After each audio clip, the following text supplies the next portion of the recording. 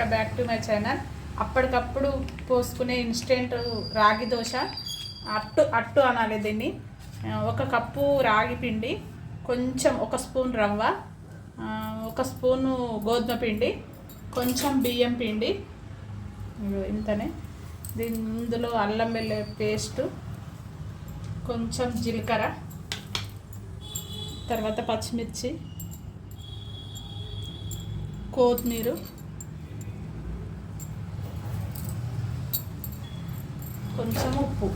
ఇవి కలిపి ఒక ½ అన్ అవర్ తర్వాత కలిపి పెట్టి ½ అన్ అవర్ తర్వాత పోసుకుంటే అట్టు మంచిగా వస్తుంది.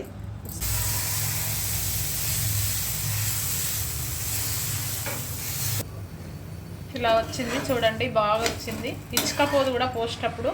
దీని కాంబినేషన్ కొబ్బరి చట్నీ. మీరు కూడా ఒకసారి ట్రై చేయండి, హెల్త్ కూడా బాగుంటుంది.